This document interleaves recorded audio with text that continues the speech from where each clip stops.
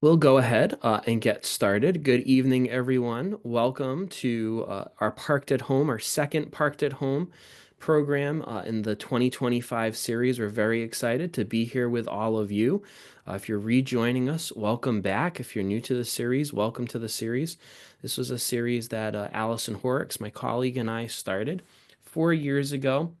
And it's an awesome opportunity to connect with some of our amazing National Park Service sites across our country. My name is Mark Mello. I am a park ranger at Blackstone River Valley National Historical Park. Happy to be with you all. This week will be a very different presentation. Last week we talked all about Rocky Mountain National Park out in Colorado. Great presentation. We talked all about beautiful landscapes and animals like the pika, the adorable little pika that I didn't even know was an animal until our presentation last week. And this week we're going to be heading back towards the East Coast to New York State to talk about a battlefield during the American Revolution, Saratoga National Historical Park. So we're very excited for the presentation this evening. Before we get started in earnest, though, just a few reminders, logistical reminders. We ask that everyone please remain on mute for the duration of the formal part of our presentation this evening. You're welcome to have your camera on or off, whatever you feel the most comfortable with. Tonight's program is being recorded, as I mentioned before I started. All of these programs are recorded and they get posted onto the Blackstone River Valley National Historical Park YouTube channel. So if you missed last week's presentation from Rocky Mountain, no need to fear. You can go on to the park's YouTube channel and watch a recording of that presentation there. Jill, shout out to my colleague Jill, who's also on this call this evening. Jill does the amazing work of editing and captioning and posting those videos to YouTube. She did it in super speed this past week. The video was posted in under 24 hours from the presentation. How's that for efficiency for you? So special call out and thank you to Jill for doing that work. So always remember, if you do miss the live presentation, you can always go back, or if you want to rewatch the presentation, you're welcome to do that.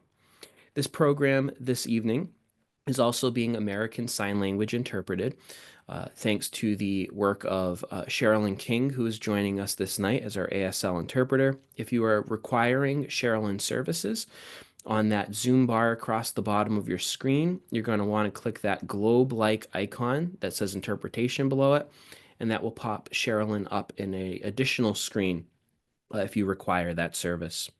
I also want to encourage folks to use that chat option. You already have done a tremendous job this evening, letting us know where you're joining us from. And last week we had some amazing questions. So we want to continue to encourage your discussion and your questions in that chat option as well. And if you do have any technical issues, please feel free to reach out to the aforementioned Jill Forrester. She is our tech guru for this evening, and she can help to work you through any issues that you may be having with technology. She may not have the answer for you, but she can help. A little introduction to our park, though, Blackstone River Valley National Historical Park. In case you're new to the program, not familiar with our park, we are a park that runs through two states, Massachusetts and Rhode Island, and we talk all about the American Industrial Revolution. We do that through 6 different sites, 2 in Massachusetts and 4 in Rhode Island. And each one of those sites helping to tell that story of the American Industrial Revolution, and the Blackstone River Valley being this incubator, this beginning point of American industry. But this evening, as we turn our attention towards a commemoration that we'll be celebrating here in this country over the next few years, we're not going to talk about any one of our 6 specific sites, but rather we're going to talk about a community that is at the far northern reaches of the Blackstone River Valley, a place called Worcester, Massachusetts.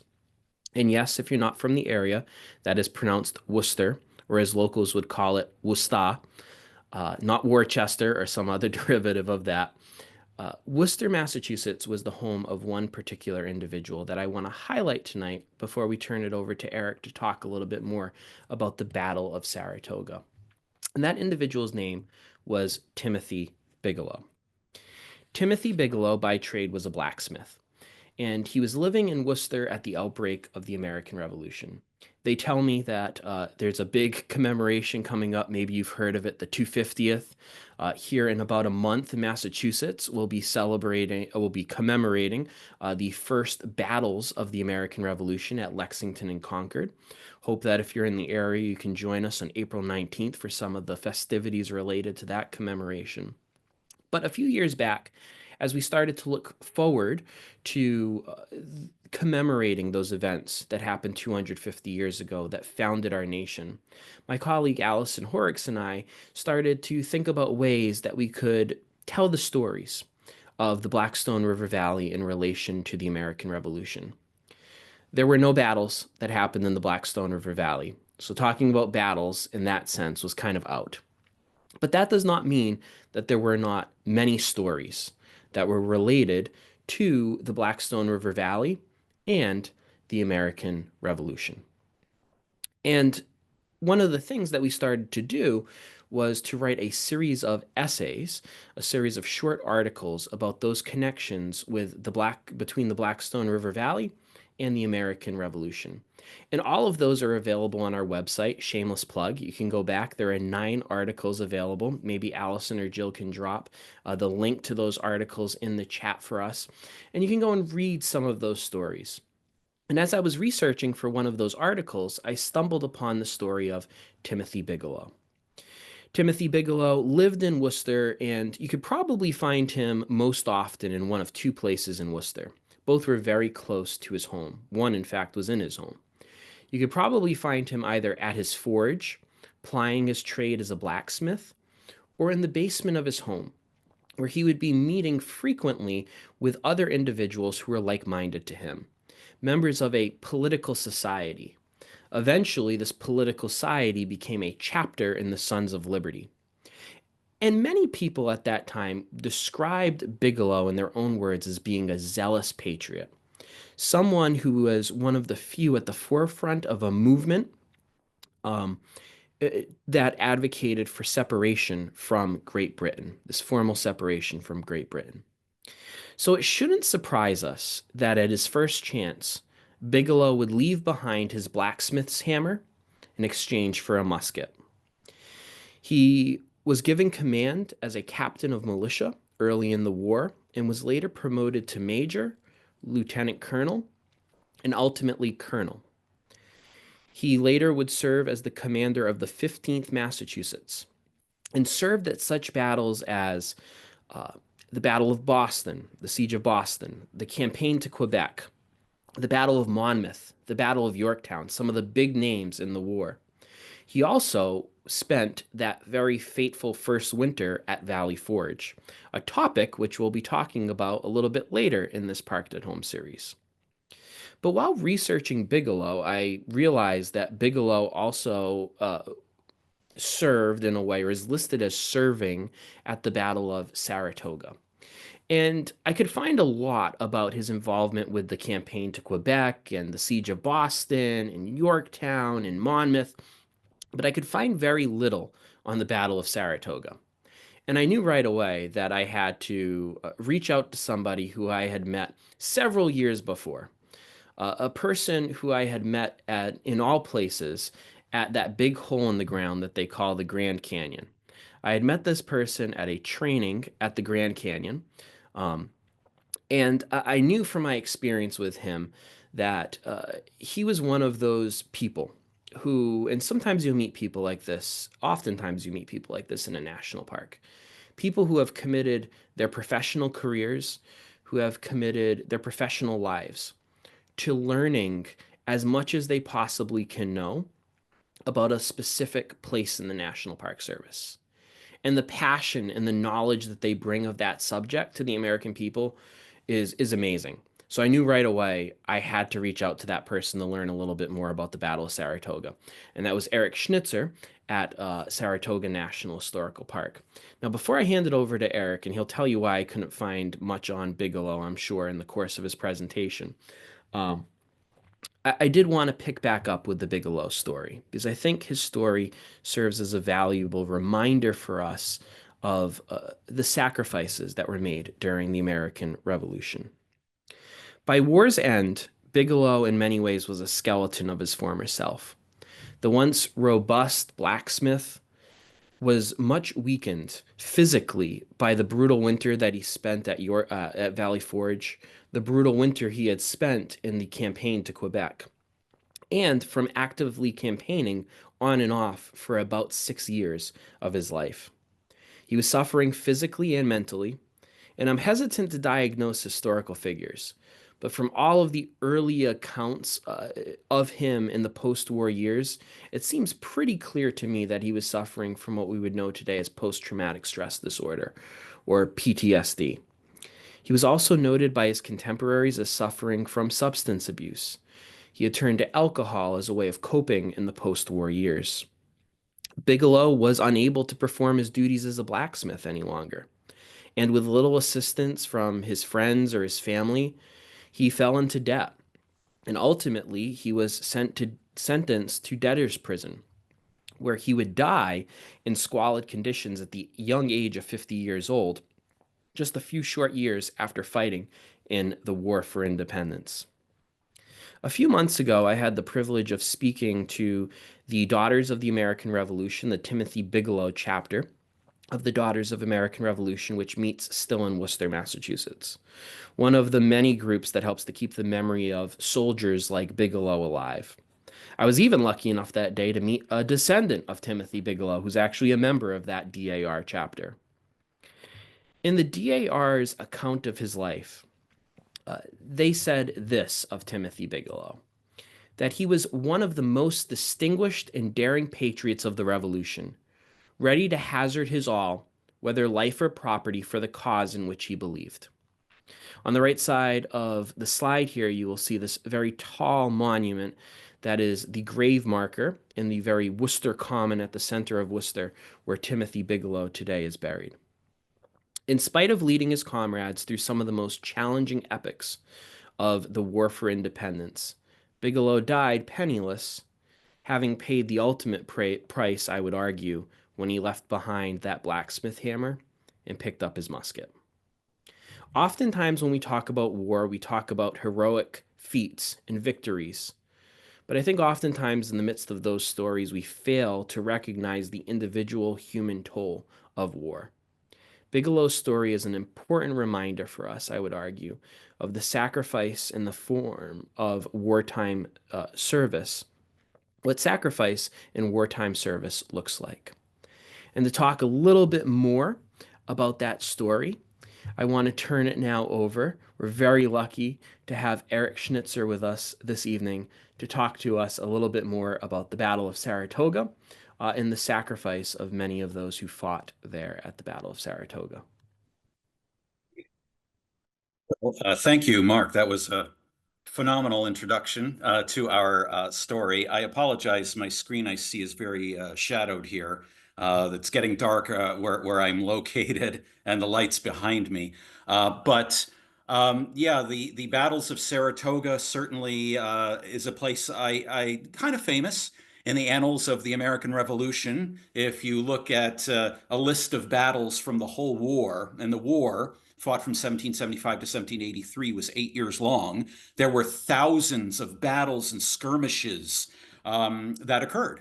And you can even look globally because our American Revolution during those 8 years spread throughout much of the world. So fighting between our interests against Great Britain actually went outside of the United States. And if you were to line up all those battles and list them all, Saratoga is usually one of the top tier battles. We're typically called the turning point of the Revolutionary War, the battles of Saratoga. And I don't know if anybody's interested in stamps or not, stamp collecting. But if you use stamps, most people do still, I think. Or if you're a stamp collector, you may know that a series of American Revolution stamps are going to be released by the U.S. Post Office next month. And one of the stamps, actually two of the stamps really, will be about Saratoga National Historical Park because Saratoga is, like I said, rather famous. Again, the turning point of the American Revolution. How is it that that happened? Well, When we look at the Revolutionary War, again, 8 years long, Mark had already mentioned that the war's opening shots were in eastern Massachusetts, Lexington Common, Concord Bridge, Battle Road. All of that was fought in 1775, along with the Battle of what we now call Bunker Hill.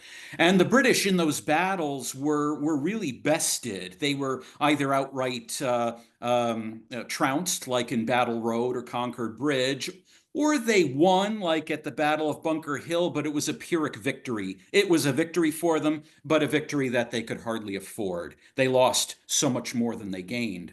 And so the British were, like I said, caught off guard in 1775. And in 1776, they decided that they would come back at us with a vengeance. So in 1776, through multiple efforts, the British Army came back at us and obliterated our various armies. We had an army in Canada. They got rid of that Canada army out of Canada, and they pushed it back into New York. George Washington's army was down in Long Island and Manhattan. There too, the British Army obliterated that army, not defeated it per se. The American Army, maintained its cohesion. It still lived, but still, the British were coming back at us strongly. And time after time after time, we were losing ground to these British counter assaults of 1776. So in 1775, we did well militarily because, again, we caught the British off guard. Now we were the ones who were feeling the wrath of British might. So at the end of 1776, the British thought that they really had us. They really thought they had us, and they didn't quite defeat us completely, but they thought, you know what? One more year, that'll do it. 1777, that will be the year we'll get them. We're going to finish this war once and for all. We almost got them fully in 1776. We won all these battles and everything, but we haven't quite destroyed the main army under George Washington. So we're going to do that in 1777. That's what the British thought. And they devised two plans to do this. One British army was going to go down and take Philadelphia, the capital of the brand new United States of America. Please remember, we declared independence in July of 1776, so we were no longer colonies, we were now states, and we were the United States of America. So the British thought that by taking Philadelphia, the capital, they would end the war. Well, fast forward, the British did take Philadelphia, the capital, in the late summer of 1777. It didn't end the war. They took the capital, and George Washington, he tried to defend it. He did the best he could, but unfortunately, his army was soundly defeated in a couple of skirmishes and the big battle called Brandywine. He was sadly defeated, but he limped away to fight another day. Now we're going to look at upstate New York because simultaneous with the British attempt to take Philadelphia, which was successful for the British had another plan, a two-tier plan, right? The one plan was to take Philadelphia. The other plan was to take that enormous, important city, Albany, New York. Now, if you don't know about the Northern Campaign of 1777, you might be scratching your head thinking, why Albany, New York? What's that all about? In fact, Albany wasn't even the capital of New York at the time, funny enough. But if you look at a map, Albany was a very strategically located city. Albany was almost equidistant between British-held New York City and British-held Montreal. Canada was controlled by the British. So the British thought, because they controlled Canada, they controlled New York City and Long Island, the British thought that what they could do is, by capturing Albany, control the midpoint between them and thereby help to secure communications between the two, meaning Canada and New York City. And by having an army in Albany, an army that had come out of Canada, the army that captured Albany, they could from there stage further conquests into New England. That's what they were looking to do. And so this British army set off in June of 1777. It was commanded by a British general named John Burgoyne. And John Burgoyne, like I said, set off in June of 1777. And he advanced his army all the way in very early July to Fort Ticonderoga. Many of you may have visited Fort Ticonderoga. And so he gets there with his army and captures the place pretty handedly. The American army there retreated without fighting much of a fight because they realized there was no way that they could defeat Burgoyne given their low numbers that they had. So the British chased them down and were able to fight the Americans in what are called rear guard actions. So the Americans were retreating, and the British were able to catch up with the rear of that retreating, the main retreating force. And a battle called the Battle of Hubbardton was fought. It was the only battle fought in Vermont during the war. It was a British victory. And then the British were able to catch up with another American force at Fort Anne, New York. It was another British victory. You see, the British are really successful in the forepart of summer 1777. And everybody was thinking, oh my gosh, this is going to be a loss for us. Congress decided, well, we are going to blame the American commander for all of these foibles. We got to replace him. And George Washington ordered up reinforcements to bolster the Northern Army against General Burgoyne's invasion from Canada. Finally, fast forward, the British had some setbacks. The siege of Fort Stanwix, which is another national park site located in Rome, New York. They had a setback there. They also had a major setback in something called the Battle of Bennington, which was actually fought in New York State, not in Bennington, Vermont, but it was fought nearby. But anyway, the British had some setbacks, but still, by September, they were rearing to go. They were going on their way to Albany, and they got about 35 plus or minus miles close to the city. And then they were going to engage in the battles of Saratoga. Now, right here, I have a map of what is, excuse me for a second.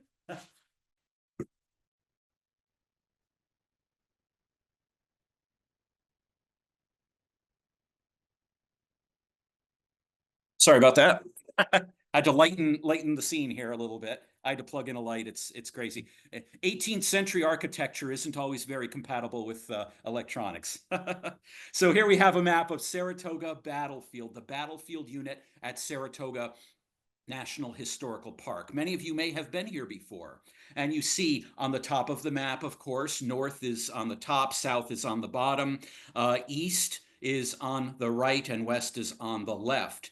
The visitor center, you see in that green box there, is located in the top northwest hand corner of the park. The British were coming down from the north. The American forces, our army, it was called the Northern Army at the time, and it was commanded by General Horatio Gates. That army was located where you see American Camp. Down here on the southern side of the battlefield. So the British are coming from the north, they're on their way to Albany, and the Americans are here to stop them. Now, the Americans decided to dig in there at that location because of the strength of the natural landscape. I could not possibly explain it in a way that would make as much sense as if we were to be there right now. I wish we could be there so you could see the strength of that natural landscape. It's still there, of course. And the bluffs, the way that the high ground overlooks the river valley below, the way the turn of the river squeezes what was then the river road, which was the road that the British were marching down on between the bluffs and the river. It was just a brilliant setup for defense. And thankfully, we had a very smart engineer with our army named Tadeusz Kosciuszko from Poland. He was helping us out. He was one of those many continental Europeans who decided to come over and help us out against our British oppressors. So the British make their attack on the 19th of September, 1777. This is the same time frame in which George Washington is trying to defend Philadelphia. effectively. And up here in upstate New York, you have this battle going on between these other two armies, Burgoyne's army from Canada and the Northern Army commanded by Horatio Gates. The First Battle of Saratoga, also known as the Battle of Freeman's Farm, was fought on the 19th of September, right where you see my mouse circulating, around the stop number 6 area where it says Freeman's Farm. That battle was about 8 hours long, many casualties. I'll talk more about that shortly. And the British won the battle. They were victorious. They won. Our forces lost, but our forces did not retreat in a panic. Our forces retreated back to camp, back to where you see American camp, down at stops number 2 and 3 on our squiggly blue line on the map, which is our auto tour road, the road that you drive on. So that's where the American camp is. The American forces retreated back to camp. And there they waited for further British assaults. And those assaults didn't come.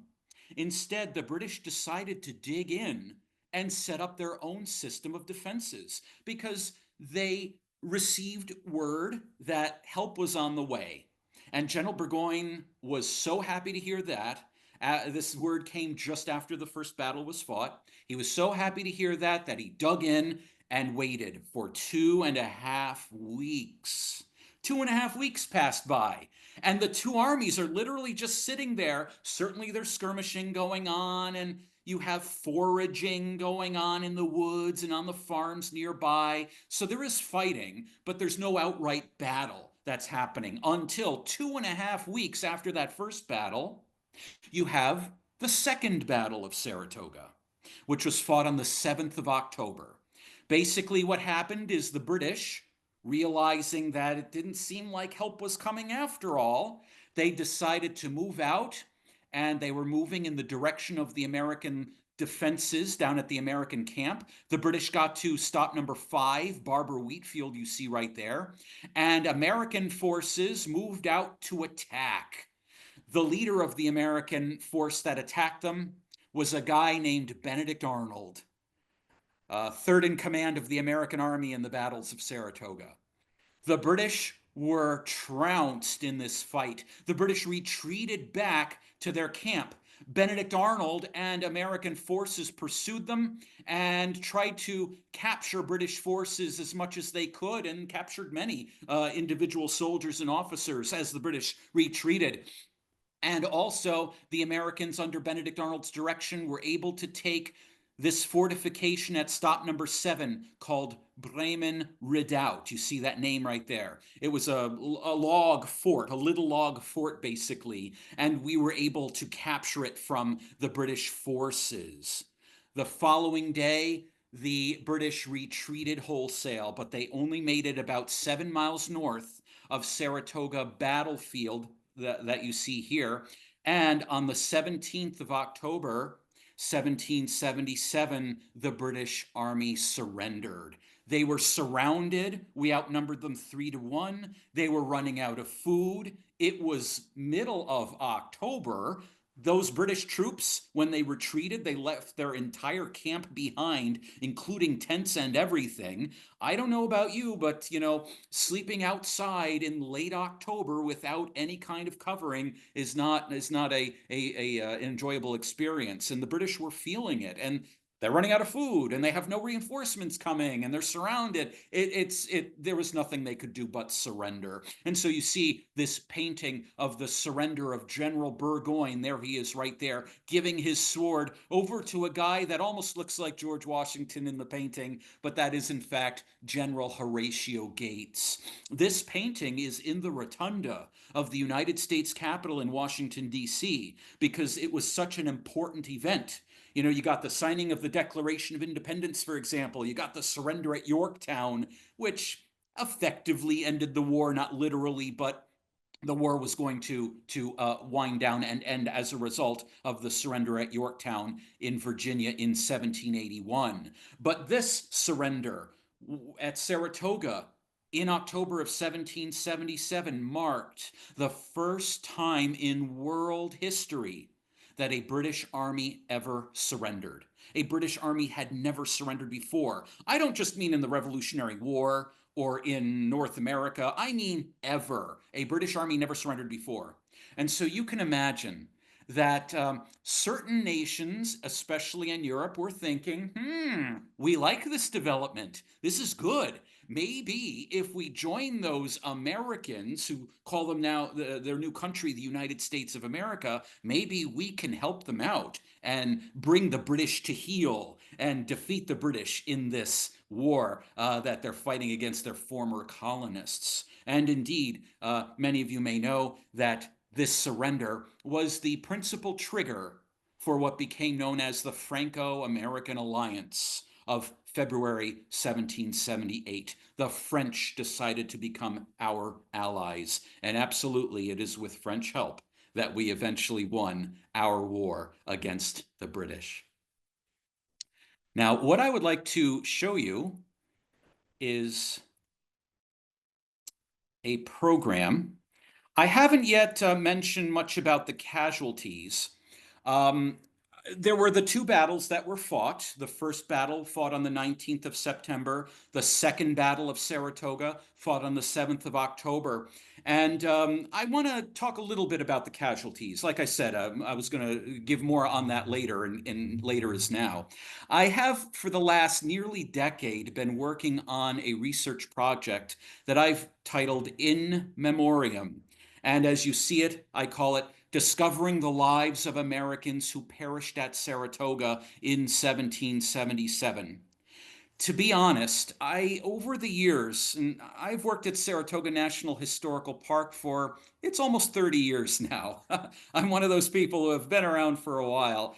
And I've noticed that you go to certain national parks, usually Civil War national parks like Gettysburg. There's a photo on the top of that slide there you see of Soldiers Cemetery at Gettysburg. And that is one of 14 national cemeteries that the National Park Service administers. So you go and visit, let's say, a Civil War battle site, and I'm not saying it's always the case, but for some of the really important ones like Gettysburg, you go there, you can see where the battle was fought, and you read the signs, and then you can walk this cemetery and you see all of these headstones and they have names on them, and you really get a sense of the awful loss of life, the loss of the humanity involved in a fight like that. It's tremendous. It's just very sobering.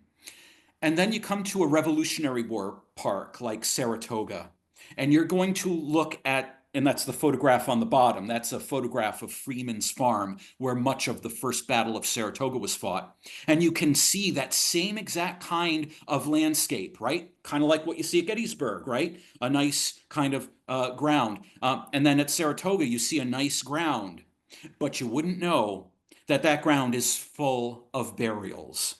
The difference is one has headstones and the other doesn't. One is a national cemetery and the other isn't. But the reality is there are still hundreds and hundreds and hundreds and hundreds of bodies buried in the ground at a place like Saratoga Battlefield. Just because we don't have headstones or markers showing where the burials were, it doesn't mean that it isn't a cemetery. It's not formally a national cemetery, but it is a cemetery regardless. So I ask myself, what of the Americans who lost their lives in the Revolutionary War? So historians have traditionally, when they're researching Revolutionary War battles, they'll come upon documents like this. This is a return of the Americans who were casualties from that first Battle of Saratoga, fought on the 19th of September, 1777. And you see on the left, you have the column of the different regimental commanders' names, and then killed and wounded and missing, and then a bunch of numbers. And that's about as good as it gets. They're enumerations, right? They're numbers, they're returns of numbers. Very important. I mean, as a historian, I want to see things like this. I want to know numbers, but I want to know more. I want to turn those numbers into people. I want to know who that one person who was in Colonel Scammel's regiment listed as a drummer was who was killed. I want to know about him. I want to know his name. I want to know his age. I want to know where he came from. I want to know, did he have parents? Did he have a wife? Did he have children? I don't know. I want to know more about him. Was he drafted? Yes, they were drafting in the Revolutionary War. Oh, yes, they were. Was he drafted? Was he a volunteer? I don't know. Was he an enslaved person? Did he have a choice to serve in the army? Did he not have a choice? I don't know. So, again, I want to turn those numbers into names. It's taken me almost 10 years. I'm not quite done, and in truth, I'll never be done. What I've created is a living document, subject to be added to and improved and revised over time. But I'm always on the lookout for more information. So if we just look at the raw casualty numbers for the battles of Saratoga, just the numbers, you can see that in that first battle of Saratoga, the Battle of Freeman's Farm, the British suffered about 550 killed or wounded, plus another 40 who were prisoners of war, POW. Americans, we lost about 300 killed or wounded, and about 25 of our people were captured by the British. 2.5 weeks later, in that second battle of Saratoga, you see the great victory of Benedict Arnold in that fight. The 7th of October, the British lost 450 killed or wounded and 180 prisoners of war. We lost about 150 killed or wounded. So I wanted to take those numbers, the 300 killed or wounded from the first battle, the 150 killed or wounded from the second battle, plus the 25 who were captured in the first battle. I wanted to find the names and biographical information of as many of them as I could. And I have to admit, I was rather surprised to see how many I found. So, of course, I'm always asked the question, where do you look, Eric? How do you know this stuff? How do you research it? Do the records exist? They do, usually. Sometimes they don't. We have to say at Saratoga are very lucky. It so happens that the Army, most of the regiments, not all, but most of the regiments filed what are called muster rolls or pay rolls just prior to the battles of Saratoga. And for example, you see on the left is a muster roll, and you see all of the names of the officers, the non-commissioned officers, the drummers, and all the private soldiers. On the right is a payroll, which effectively gives you similar information. It gives you the rank and name of the individual. And it also might record a disposition of an individual, such as if they were killed in battle during the time that muster roll was created, that will be listed right next to their name.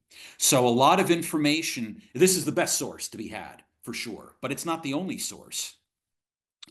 There were also hospital records. So for all of those men and boys who were hospitalized because they were wounded or they had got sick or something, they might go to the hospital. Hospital records exist to some degree. So we're able to use those to find additional information. Letters and journals written by people at the time who were writing home or writing in their personal journal, talking about their compatriots who were casualties of a fight with the enemy, such as the letter you see on the right, in which a chaplain wrote, I'm sorry, on the left, a chaplain writing to what would soon be, unfortunately, the widow of an officer who was wounded in the battle, the first battle of Saratoga. A journal on the right, a journal will have often personal information about the friends and acquaintances of the author. Then if you go into the 19th century, there are pension records. These are very, very powerful, these pension records.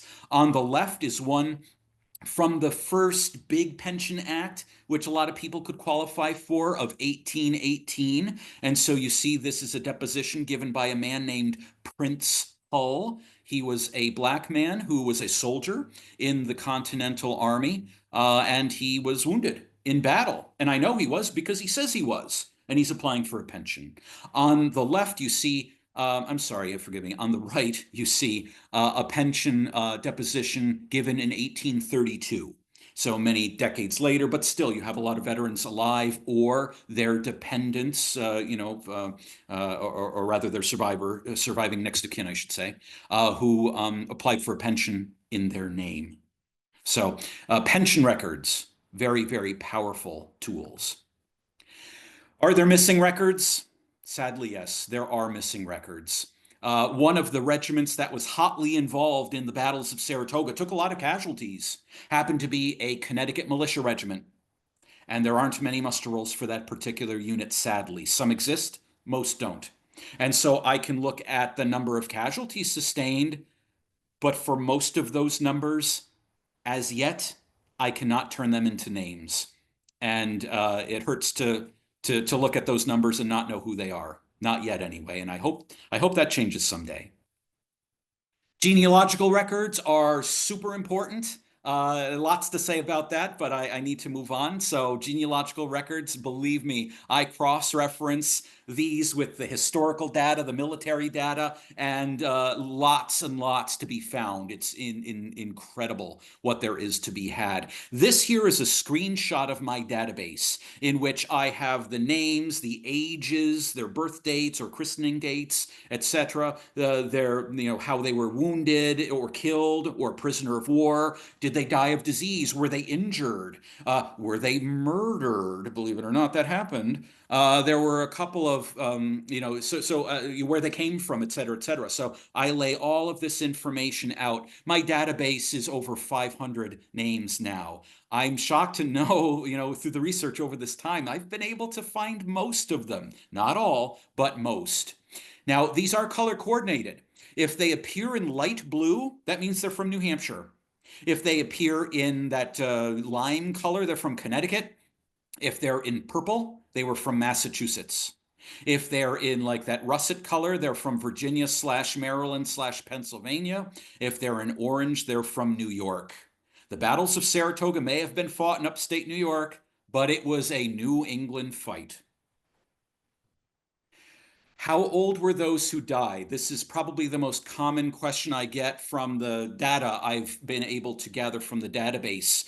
And I'd like to say that surprisingly, and I say surprisingly, I surprised myself because I didn't think that my research would have this much success. But I've been able to find biographical information for about 75% of all of the names I've been able to gather from the muster rolls and all those other sources, which is way more than I expected. I expected maybe half, maybe if I'm lucky. But to get 75% is just mind-blowing to me. I'm grateful, believe me. But how old were they? So what I've done is I've gone through all of the names and their ages, the ones that I know of course. I only know about 75% of their ages, and I've subdivided them by decade. And so thus, of those who died at the time of the battles of Saratoga, and they might have died of disease. So not just those killed in battle, but they might have been wounded and died from the wound or died of disease because of their service in the army. So they're included as well. One man known between the ages of 61 and 70. 7 between the ages of 51 and 60. 24 between the ages of 41 and 50. Do you see a trend? The younger we get, the higher the number. No surprise, perhaps. Between the ages of 31 and 40, 39. Between the ages of 21 and 30, 57. 74 were teenagers or age 20. Now, to see that number is a terrible shock. And there is actually some period correspondence about this. In a letter written by an officer to the original commander of the Northern Army before he was replaced, the army was inspected at Ticonderoga by a guy named Richard Varick. And he wrote saying that there were many very young lads in the army, some of whom I have rejected, and many others had not the situation of our garrison forbid the measure. General Sinclair, he was the commander at Ticonderoga, advised that I should not deal too strictly with the young soldiers as his garrisons were already too small. Can you believe it? So, in other words, Richard Varick wanted to get rid of all the little kids, and Arthur Sinclair said, no, no, no, no, we got to keep as many as possible because we hardly have enough troops, so we're going to have to rely on the teenagers. Now it gets worse. If we look at the 20-year-olds and the teenagers, if we break them down by their actual age, in other words, if we break down those 74 by their age, 12 of them were 20 years old. 15 of them were 19. 15 of them were 18. 12 of them were 17. 12 of them were 16. 5 of them were 15. 2 of them were 14. I swear these are not made up. One was 13 years old. It's shocking. I cannot express how none of this was known by anybody because this had never been researched. It just to work at a place and then go through this process and find this information is so shocking to me. And with this database, I and my successors, my coworkers, will be able to make programming based upon information like this in the future, whereas in the past, nobody knew. I now, to wrap things up, want to focus solely on the soldiers who were casualties, killed or wounded or injured, let's say, who were in Colonel Bigelow's regiment specifically. The records for Colonel Bigelow's regiment are really good. They're really intact. So this will be a summation of every one. Now, I will say up front that Colonel Bigelow's regiment, as Mark knows, we had talked about this, Colonel Bigelow's regiment was not directly involved in either Battle of Saratoga. Their brigade was not committed to the fight, but they were engaged in skirmishing between the battles and in a skirmish after the battles. And also, there was an extract of 18 people from this particular regiment and all the other Continental regiments too, who were put into a corps of light infantry, a unit, a battalion of light infantry that fought heavily in both battles of Saratoga.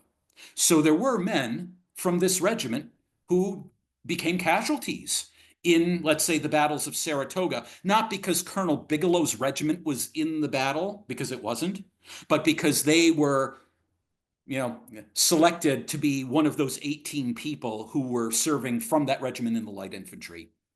And so we have Samson Brown. He was from Wenham, Massachusetts. He was 26 years old. And as you see, he was wounded in the First Battle of Saratoga. And according to his pension deposition, he was wounded in his hip by case shot.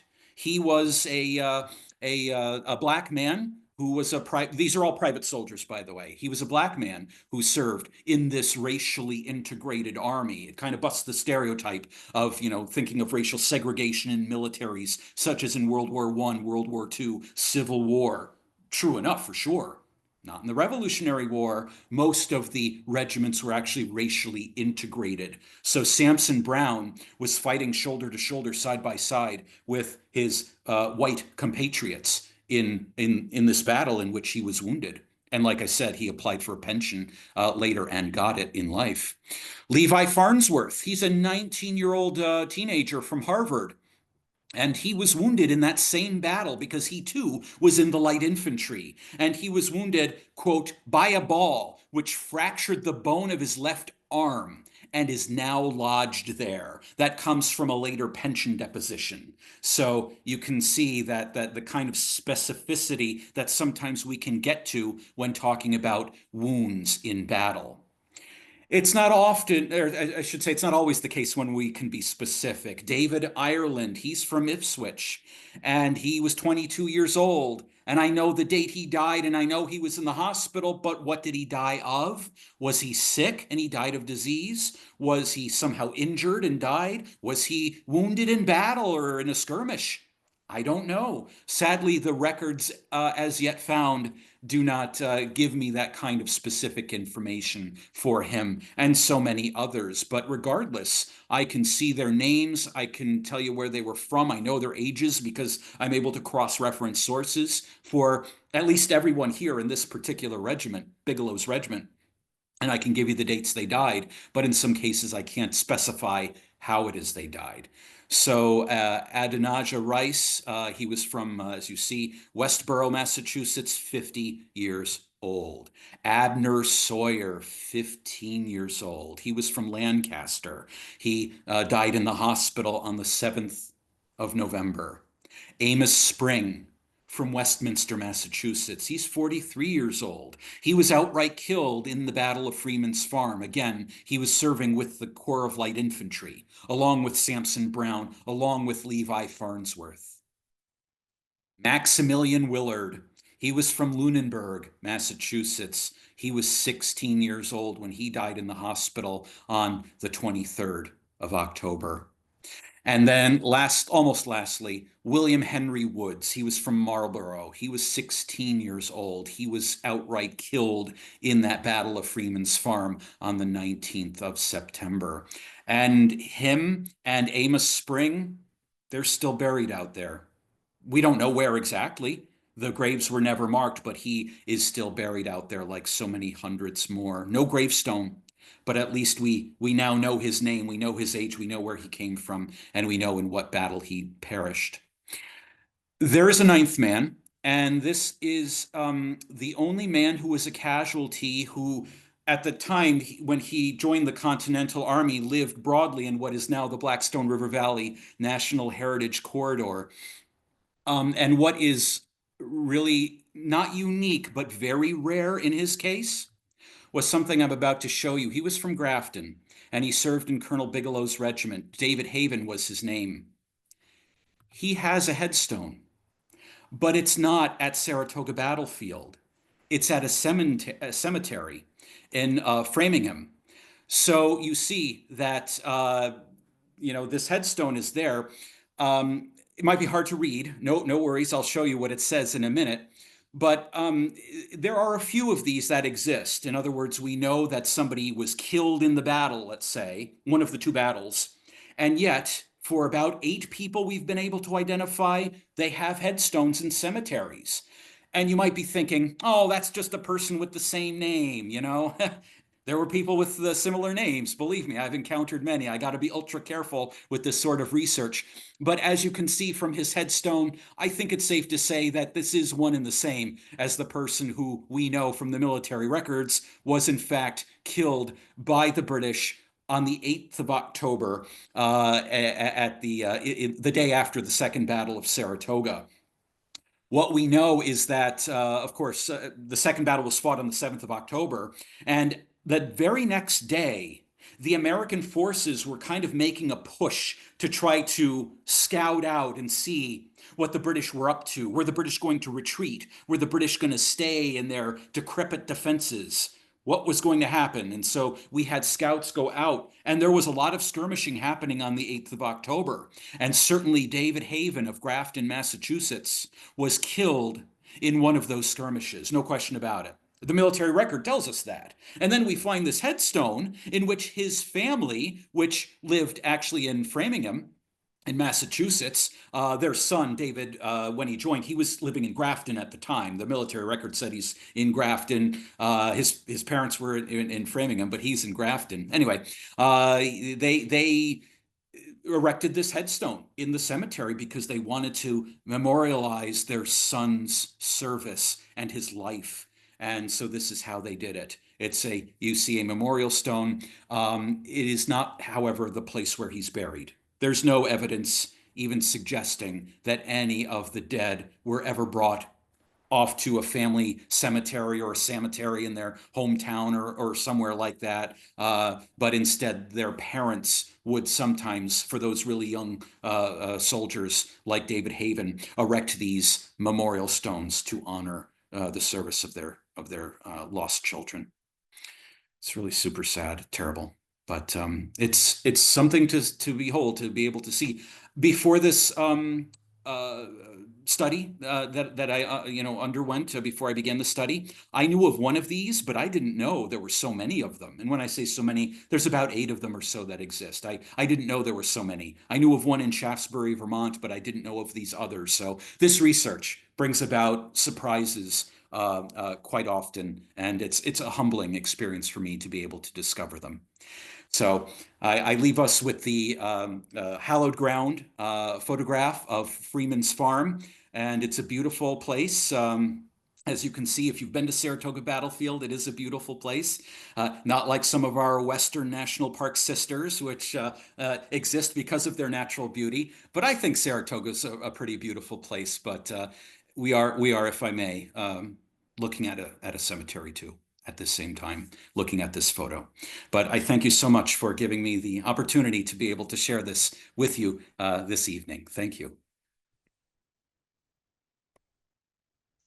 Eric, thank you so much for that. That was a very meaningful presentation, and thank you especially for sharing the amazing work that you've done to bring to light some of these stories of those who sacrificed on those fields in upstate New York.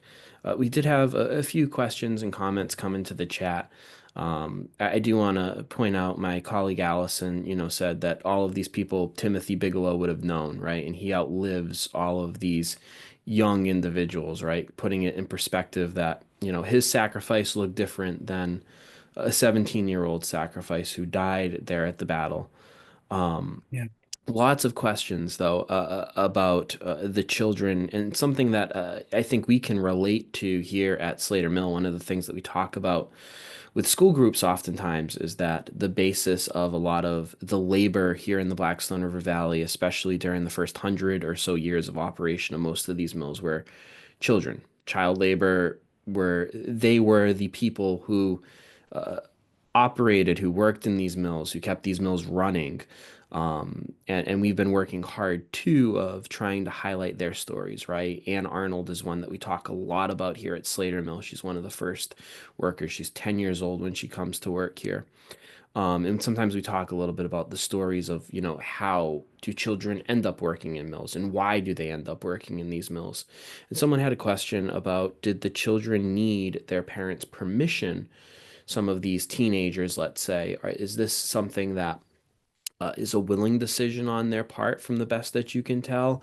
Is this something that they need their parents' permission to do, or are they just going off and doing this on their own? How do these younger kids end up in service? That's a great question.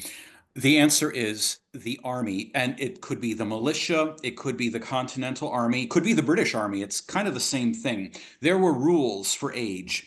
You could not be a soldier if you're younger than 16 years old.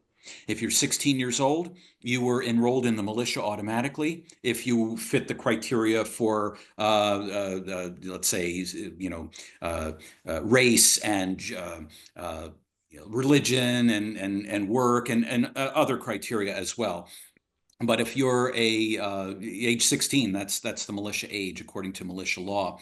In the armies, it was the same thing, age 16. So how is it that you have 15 and 14 and 13-year-olds serving? The way it worked was that a 15-year-old could pass himself off as a 16-year-old. A 14-year-old might try to pass himself off as a 16-year-old, 13-year-old as well. I have seen examples of younger people getting into the military because they had a desire to do it. There is a specific case that we can document because there's a journal, a journal written about it. He was an indentured servant. He was 13 years old, and he insisted on joining the Continental Army. And his parents are gone; they're not around. But the guy in charge of him, his ward, I guess, allowed him to do it. He knew he was 13 years old. He allowed him to go. The kid goes, joins the Continental Army. They let him in. They didn't ask questions, apparently, or he claimed to be 16, and they said, "Oh, yeah, you are 16" on the official records, because technically he wasn't supposed to. Richard Varick comes along and says, "Okay, little kids, you got to go home." 13-year-old boy sent home. The lady of the house that this boy lived in, she wrote about this. She kept a daily journal, and she says, "Oh, he came back today from the army. He was dismissed from the army. He was said to be too young. He stays for a couple weeks, and then after word came through, and he's from Massachusetts, after words coming in that the British were being so successful in the summer of 1777, he just went back and rejoined." You know, it's like incredible. It's like he had this burning desire to serve. I have seen a couple other cases that we can document, and this is unfortunately kind of rare to be able to document this kind of level of detail. But I have seen other cases where you have youngsters who are so motivated to fight. They just want to give it to the British because they feel like their new country is being invaded and they want to defend it. And if they have to take up arms to do it, they'll do it. They're happy to do it, and they have that kind of motivation. Yeah. So it's a mix of, yes, there are rules.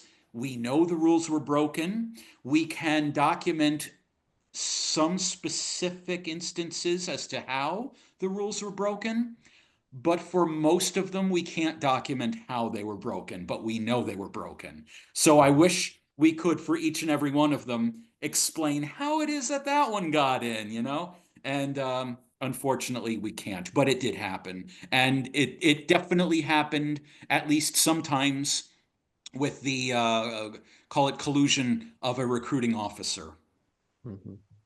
So there was another question along the similar lines, which was asking, obviously the percentages of killed, the younger you get, the higher the percentage becomes. And the person was asking, how reflective is that of the composition of the army itself? Is it just so happen that younger individuals tend to die in battle, or is that just reflective of the actual composition of the army itself?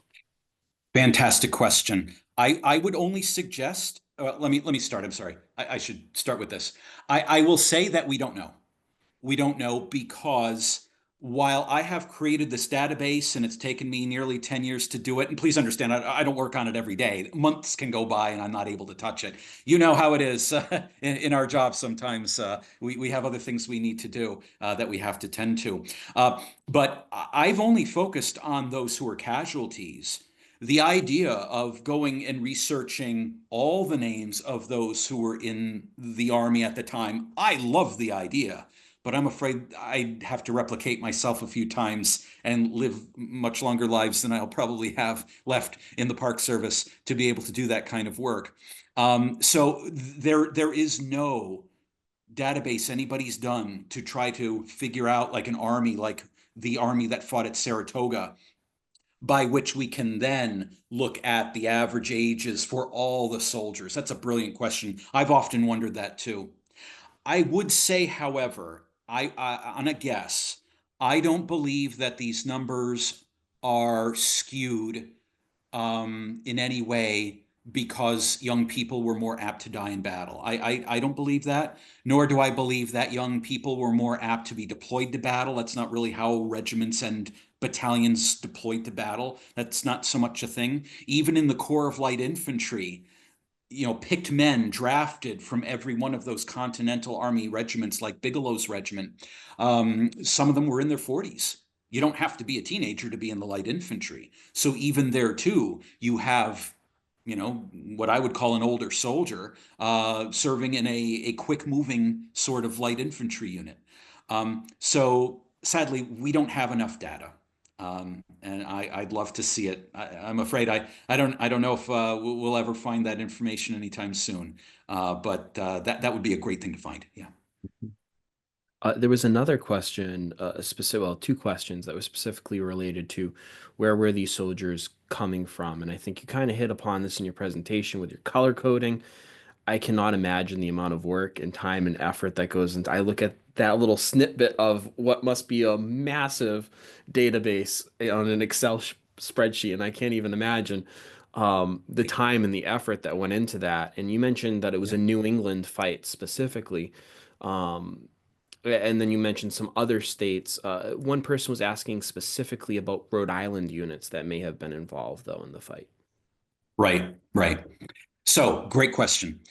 Rhode Island at the time of the battles of Saratoga had two Continental regiments, the first and the second Rhode Island regiments. Those regiments had been in the Hudson Highlands in the summer of 1777. And when the British, when it was made clear that the British were trying to get to Albany, and when the British were gunning for somewhere around Philadelphia, and it came out to be Philadelphia, Washington ordered the redeployment of a massive number of regiments from the Hudson Highlands. He sent two New York regiments north to the Northern Army, as well as two Massachusetts brigades. And he sent two brigades to his army, and he sent those two Rhode Island regiments to his army. So Rhode Island's two Continental regiments were with George Washington to defend Philadelphia at the time of the battles of Saratoga. There were actually no Rhode Island troops involved in the battles of Saratoga. The plurality of New England presence in the battles of Saratoga was Massachusetts. There was a lot of light blue up there on that screen, and New Hampshire Yes. really paid a price. They did, New Hampshire, but they were still second to Massachusetts. Massachusetts um, provided the plurality of personnel and received, I would say, a plurality of the casualties as well. Massachusetts did. Uh, Connecticut had quite a bit, but less than the other two states. And New York, not as much as Connecticut. Very, very little, in fact. Again, despite the fact that these battles were fought in upstate New York. Over the years, visitors will come to the battlefield, and if we get on the subject, everybody just assumes that the battles of Saratoga were fought by local militia, coming out to stop the British, when that was not at all the case. There was another question specifically related to place names, and during your presentation, you said, "Well, I wish we could be there," right? And I think that that speaks a lot to the importance of place, right? That we can look at pictures of national parks, we can talk about them, we can have a wonderful series that highlights all of these cool places, but there is nothing that will ever replicate being in the place where history happened, or seeing the natural landscape, or understanding a battlefield from the perspective of standing on the battlefield. Um, and place names, I too play an important role in that. Why do we call things what we call them? So someone was asking, pretty simple question, why is it called the Battle of Saratoga? Where does the name Saratoga come from? That's a great question. It's kind of a complicated answer. Um, if we were to go back in time to 1777, and we're at where the battles of Saratoga were fought, because the battle, oh, I'm getting ahead of myself, sorry. um, and we go up to a person who lived there, and you ask them, where is this place? Where do you live? They'll say, we live in the Saratoga district of Albany County. Where the battles of Saratoga were fought, there was no town. Unlike you folks in New England, New York didn't use towns until after the Revolutionary War. There were no towns at all. They didn't exist. They're post-Revolutionary War. There were no villages either, incorporated or not. No villages in New York at the time. You had counties, of course. Those counties were subdivided not into towns, but into districts, or precincts, as they were sometimes called, depending on the county. And then you had a couple of cities like New York or Albany. Those were proper cities with mayors. But otherwise, you didn't have towns. And so where the battles of Saratoga were fought was actually in Saratoga, the district of Albany County. Now, after the war, the Saratoga district of Albany County became Saratoga County. Albany County was supersized, and it was subdivided into smaller counties, and thus Saratoga County was born after the Revolutionary War from what had been the Saratoga district of Albany County. It's a little more than that, but effectively that's what we're dealing with. Now, the one singular place, which is kind of like a village, but it would be a hamlet. It didn't have its own independent government at all. At the time, the place where Burgoyne surrendered his army was a place called Saratoga. And it was a village with a lowercase v into the 19th century until they changed the name to Schuylerville. So it gets very confusing. So the battles of Saratoga were fought in Saratoga, insofar as the Saratoga district of Albany County. General Burgoyne surrendered in Saratoga, which was located in the Saratoga district of Albany County. But neither was a town and neither was a proper village. Again, the place where Burgoyne surrendered was a hamlet. Eventually, it became a village, but they changed the name in the 1830s to Schuylerville. So to this day, there is no city, there is no village called Saratoga. The city that is, with the horse racing and all that, that's Saratoga Springs. That's the name of the city, Saratoga Springs. So it's a bit tricky. I'm sure you have fun nomenclature history things in Blackstone River Valley as well, like we do at Saratoga. Sure do. Sure do. I love when an answer is not a simple answer, right? Nothing in Right? history is Yeah, it's simple, fun. right? It's always complicated, and I love If that it about was history. simple, then if it was simple, everybody would know the answer, right? Exactly, exactly. So, kind of in closing, I have one more question for you. Talking about the importance of place, visiting the place.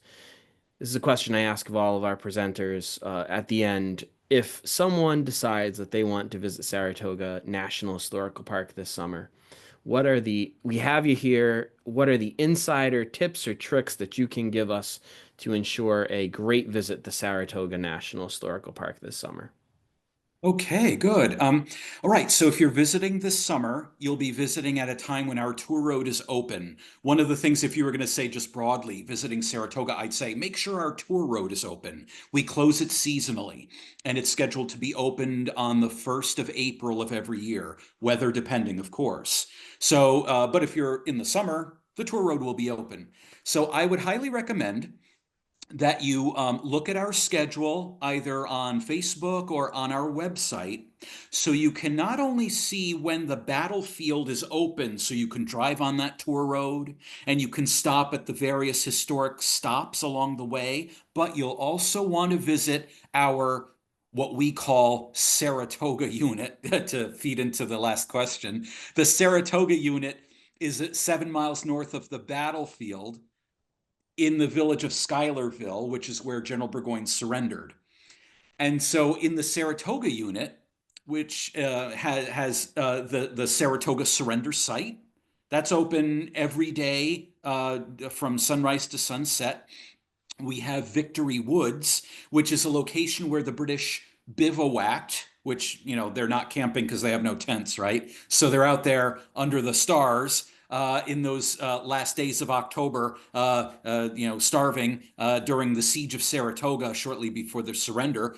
That's open every day, sunrise to sunset. You can walk the grounds there. We also have the Saratoga Monument, which was erected in the 1870s and 1880s, and it's an obelisk, and it commemorates the surrender of the British at Saratoga. But that's going to only be open on specific days. And lastly, we have the Schuyler House, which was the country home of General Philip Schuyler and his family. I think these days his son-in-law Alexander Hamilton is well known. So when I say Schuyler, yes, that's the same family, Philip Schuyler and the daughters and all that. Now the famous place where the Hamilton and Eliza got married, that's down in Albany, the Schuyler Mansion. That's a New York State historic site. But at the same time, Philip Schuyler owned this country house up in what is now, our Saratoga unit. So we have that. We give tours of that house. But again, those buildings, the monument and the Schuyler House, are only open specific days. And unfortunately, and you can appreciate this, I'm not sure when that's going to be because we have to figure out staffing for the summer and how that's going to play out. So they will probably be open certainly Saturdays and Sundays, maybe Fridays too. We'll see. But long answer to a short question. Please check our website to confirm when these sites are open, and it's all free. There is no fee. We're a fee-free park at Saratoga National Historical Park. Awesome. Thank you so much, Eric, for your time, your efforts, everything from your setting around you, seeing the colonial era room behind you, and just the The dark knowledge. colonial room. I It can was very apologize for time, that. no, it was time appropriate, right? Period It appropriate. was, yeah, it's true. You're Um, right. You're right. but your knowledge and just the enthusiasm that you bring to the topic and the passion that you bring is amazing to see. Could listen to you talk about it all night. So thank you sincerely for joining us for the program this evening, and thank all of you who joined us this evening. We hope that you will join us again next week. Next Thursday night, we'll be back here virtually at 7 p.m. Eastern Time, and we'll be traveling to a very different location than a battlefield. We're going to be traveling underground to Carlsbad Caverns National Park. So we hope to see you then. Thank you all again for joining us. Thank you, Eric, and have a great week, everybody. We'll see you next Thursday. Take care, everybody. Thank you so much. Thank you.